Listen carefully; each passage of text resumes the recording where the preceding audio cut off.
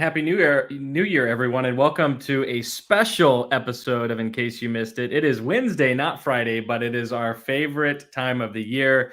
Every January, we have the opportunity of rolling out the GovTech 100 list. And so we're excited today to formally unveil our GovTech 100 for 2023. And this is year 8 of the GovTech 100. So what a wild 8 years it's been, Joe. It goes by quick. And this year, this list is incredible. It is. And, every year, these are companies that are solely focused on state and local government as a customer. They're doing incredibly innovative work. And each year, as Joe mentioned, we see more innovative, interesting companies that tackle complex challenges in the public sector market. And so I'm really excited to share who's on our list. We also have a special guest that will be joining us in a little bit to talk about their perspectives, and it's also the cover story of Government Technology Magazine's January issue. So make sure you check it out because it is hot and right off the press on govtech.com. So definitely take a look at that. So now with that, let's move into the numbers for 2023's GovTech 100 cohort and dig in. So let's talk a little bit about it. So total funding raised by our cohort of 100 companies in 2023, $5.1 billion in funding raised. So, an incredible amount. I mean, this is a market too, Joe, that we've talked about in years prior where investors, kind of looked at GovTech on the fringes of it, but now they're all in. And these companies have raised a significant volume of capital that they're using to scale. We also have the average age of companies for the GovTech 100 in 2023 at 16. So we're starting to see, in addition to some of the newer, earlier stage companies that are, starting up in our market, also, companies that have been in the market since, 1951, we have one. So you've got some legacy companies on here too that have found ways to innovate, to lean into some of the new technologies and that are continuing to push the envelope. Out of all of those investment dollars, there's 598 unique investors just in that 100 companies. So just that curation of the market, you're seeing a snapshot of $5.1 billion, 16 years old, 598 unique investors.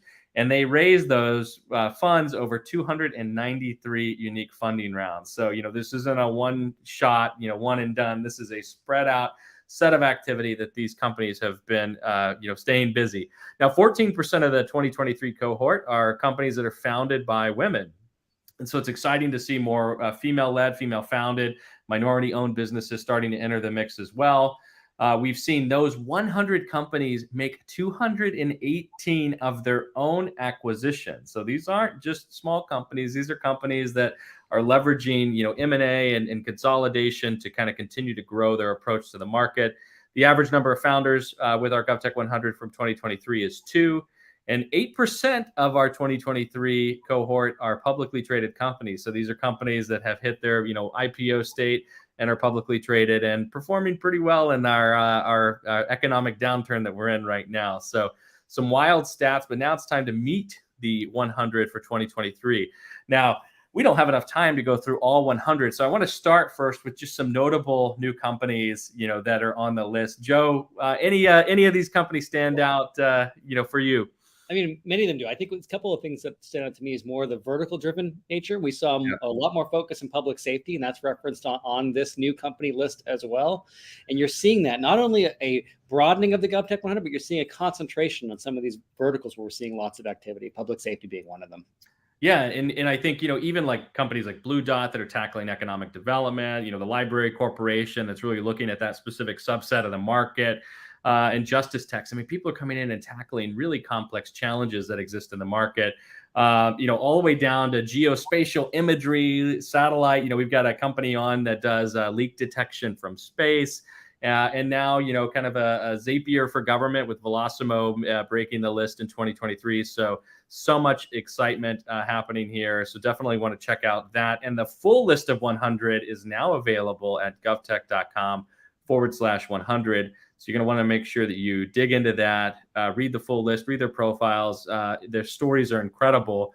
But in addition to congratulating our 100 for 2023, we want to talk a little bit about what's happened in the market. And so we want to bring in Thad from our GovTech Biz team. And Thad wrote an amazing cover piece, our safe haven piece here, for the 2023 list, where he profiles just what's been happening in the market. And he talks to a variety of experts from the investment community, from companies themselves, and even government agencies about what they make of GovTech in 2023. So Thad, thanks so much for joining us. Thank you. Thank you for having me, and Happy New Year, everybody.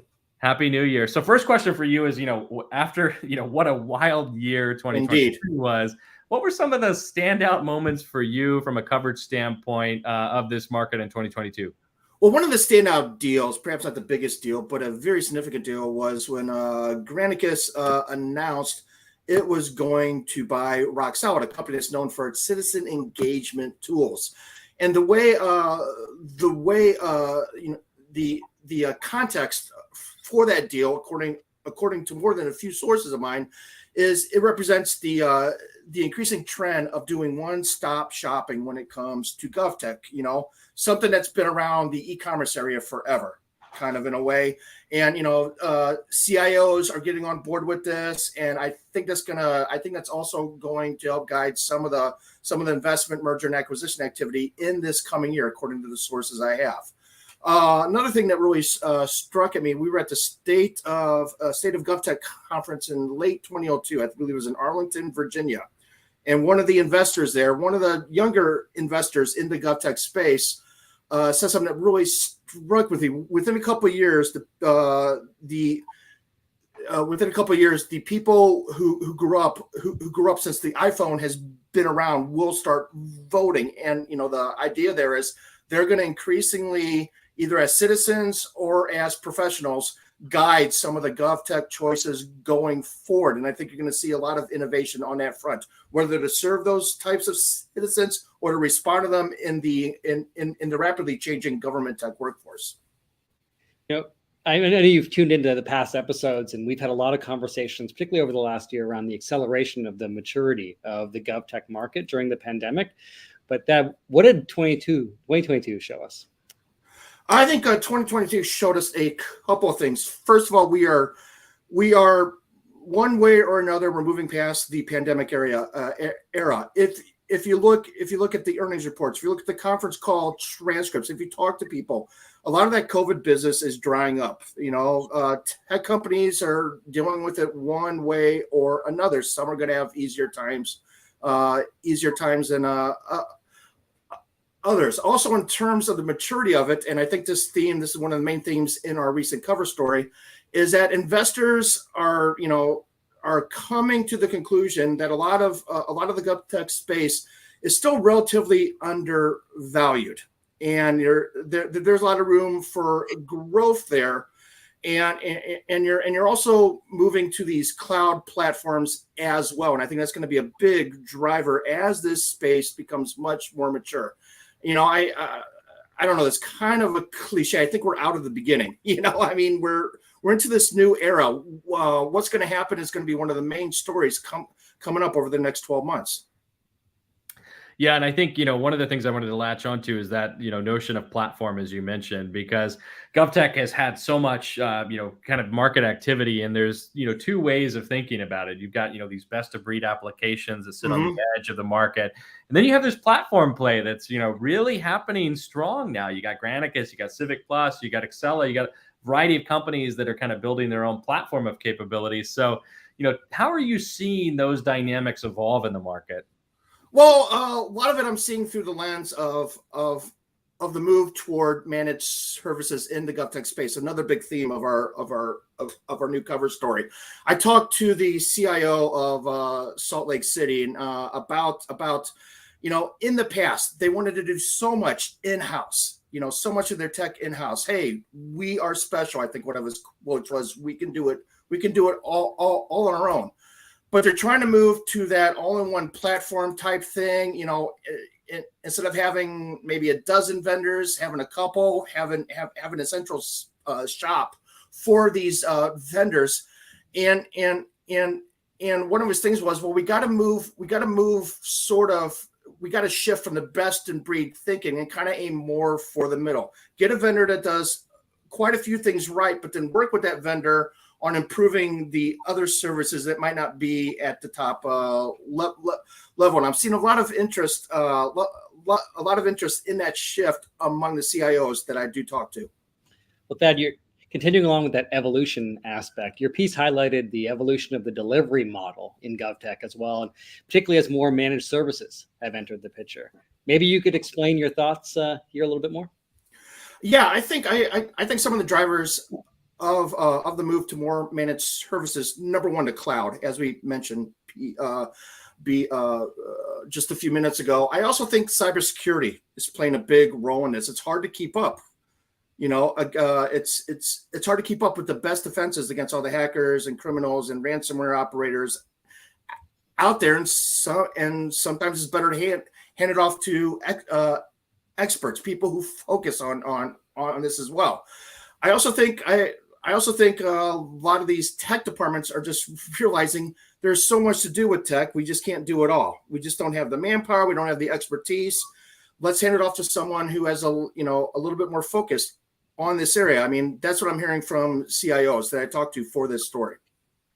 So, you talked to a lot of those CIOs, as you mentioned. What were some of their needs, their unmet needs that you might be driving some of the GovTech market activity and some of these different sectors? Any standout themes for you? Labor, talent. There's always a need for talent, and we here at Government Technology have been focused on that issue all of 2022. But I think you're seeing private sector salaries increasing more. You're seeing a lot of retirements, a lot of COVID-related retirements as well, and just the need for fresh talent. And also cybersecurity. I can't emphasize that enough. That's what I hear all the time, cybersecurity. And also, this really got a spark during the COVID era. Just, residents demand digital, mobile, online ties with their government officials, with their city hall departments. That's just what everyone is used to now. And there is no going back on that. So that's a big need for the tech leaders I've been talking to for this story. Yeah, I don't think that issue is going anywhere. I don't think so either. But I think it's really going to grow even more in 2023. As we look at the year ahead, I mean, it's obviously clear we're going to navigate some economic uncertainty. What impact, if any, do you see that having on investors or investment activity in the GovTech market? Well, as we covered in this most recent cover story, there is a growing sense that the GovTech market not only has a lot more value than may have been assumed in past years, but it's a relatively safe haven for investors' money there. I mean, absolutely. Nothing in life is totally recession proof, but you can't get much better than the government space. Government pays their bills, as we all know, and they have a solid customer base. They just can't go out of business. So I think we're seeing a lot of that, and I think that's going to. And I don't think it's necessarily a move of desperation. I think the money is going there to really spark innovation, and I think that money is going to lead to a lot more growth, combined with the other trends we've been talking about. So my last question for you is around something that you kind of closed your piece with. You posed this question about what about the innovation to come in 2023, and so I'd love to get your kind of perspective based on everyone you talked with and based on your coverage of the year that was. What do you think is on the horizon for 2023? Well, it's going to be interesting to see. I did a story about a month or two ago about how Generation Z might impact the GovTech space. It's still a little bit early, but I get the sense that a lot of people are really starting to give good thought to Generation Z. I mean, we still got to worry about the millennials and everyone else here, but I think a few main areas are going to drive innovation. Public safety, absolutely. There's so much going on there. Upgrades of emergency dispatch, body cameras, real-time location data. That is still going to be a sweet spot for innovation. Citizen engagement. I know I keep coming back to that, but I think we had Polko on the list of some of the new companies. They raised $14 million in 2022. Kind of a small amount of investment, but a solid bet on where that part of the government tech industry is headed, and I think there's going to be a lot of innovation there. This post-pandemic citizen engagement. How does it keep going? How do you keep that energy going? I also think the federal infrastructure money. I mean, people are still trying to figure out how everything's going to work there, and tech vendors are going to play a big role in helping state and local public agencies figure out how to spend this money, where to spend this money, and also how to keep citizens informed of these projects that are being funded through these federal dollars. Yeah, you're right. I think that there are some big bets to place in 2023, and I'd agree with many of those. I think that the transportation and infrastructure market absolutely is going to be big. You still have most of that investment from the IIJA sitting out there. As part of that, the area that we'll see increased focus on for state and local will be the cybersecurity funding. We saw 185 or 180 whatever roughly million. Yeah, absolutely. I think hit the market here soon based on the deadlines. But we also know that money is going to ramp up. I don't know if it's $300 or $400 million in the next month. So a lot more activity there. And then workforce. That's going to be a long-standing issue. Now, is there a silver lining with some of the transition that we're seeing in the broader tech marketplace? You've got a lot of tech companies making some announcements lately. Mm-hmm. Maybe some of that talent finds its way into states and localities. Yeah, that'd be very interesting. Yeah, I totally agree. And I think, to add to the list, I mean, areas that I'm looking at that I'm kind of bullish on, I think anything around the system of record, we're still seeing so much market activity. If you look at a lot of the fundraisers and acquisitions that have happened, they've all been at that system of record level where people have moved from the edge down kind of into the back office and really looking at modernizing that. I think, identity, identity is the thing that Joe and I always talk about because it unlocks all the things that you want to do. But it's that one kind of foundational element that needs to be in place to do it is going to be really interesting. But balancing that with a whole fragmented landscape of state privacy laws that have just been updated. So it's going to, kind of be this really interesting dynamic. Some states are talking about doing their own kind of identity standards and, doing it on decentralized infrastructure. So, it's the wild, wild west of what's going to happen there. I think experience is going to be really big because you just had all of these services digitized and put online.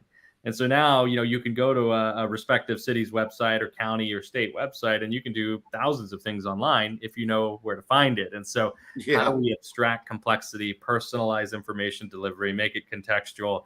That kind of wraps into the identity thing, but I think there's a lot of innovation that will happen with that. And of course, as Thad said, managed services, is kind of something that's emerging out of a mission critical necessity because of the gaps that exist from a workforce standpoint. But one thing that we haven't really talked about, in addition to the challenges of cybersecurity, is generative AI and looking at Web3.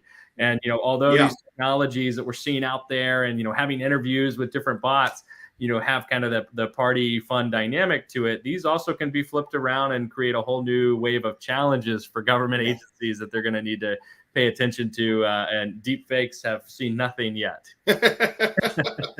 I like it though. I mean, I think we're heading into another stage, whatever that means. I mean, journalists love to act like we're marking eras, but like Dustin said, there's still Wild West out there. There's still so much that's in play. Well, Thad, thanks so much for joining us. And thank you for having me.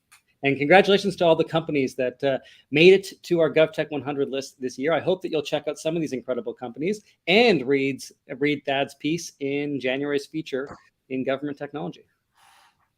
Thank you. Thank you.